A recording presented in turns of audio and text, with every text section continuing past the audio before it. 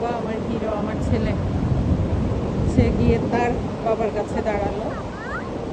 কি যে একটা অবস্থা, মানে আজকে সাগর উত্তাল, কোনো পর্যটকই নামতে পারছে না। দেখেন, এদিকটা দেখে বুঝতে পারবেন ভয়ঙ্কর অবস্থা।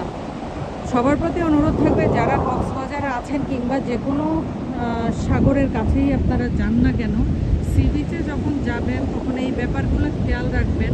সিগন্যাল আছে কি না এটা খেয়াল রাখার চেষ্টা করবেন, মেনে চলবেন। সিগন্যাল থাকলে ভুলেও সমুদ্রে নামবেন না। আর সাগরের অবস্থা কি, ওখানে যারা গার্ড থাকে তাদের ইয়াগুলা মেনে চলবেন।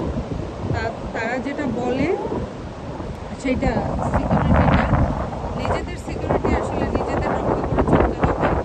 আসলে আগে আমি যদি বেঁচে থাকি তাহলে আমি জীবনে অনেক সুযোগ পাবো, আর জীবনটা অনেক মূল্যবান, অনেক মূল্যবান। কারণ এই একটুখানি শখ পূরণ করতে গিয়ে যদি আমার জীবনটাই না থাকে তাহলে কিভাবে হবে বলেন তো? আমরা অনেকেই বুঝি না। গতকালকের নিউজ আপনারা সবাই দেখেছেন কিনা আমি জানি না, আমি চেক করছিলাম তো তখন দেখতে পেলাম গতকাল 6 জন কক্সবাজারে এই সাগরের পানিতে ডুবে মারা গেছে। তারা কোনো সিগন্যাল মানে নাই,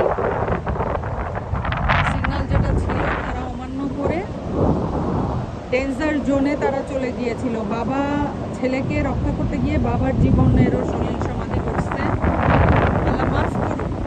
সবার হাসি খুশি আনন্দ ভ্রমণটা যেন আনন্দের সাথেই শেষ হয়, এটাই হচ্ছে আমাদের প্রত্যাশা হওয়া উচিত, আমাদের সেভাবেই চলা উচিত। এই যে অবস্থা, এই অবস্থার মধ্যে মানুষ কি করে নামবে? নামার কোনো নামাই শুকনো জায়গায় যে খেলা করতে পারে বাচ্চারা, ঘুরতে পারেন, তারপরেও সাবধানতার সাথে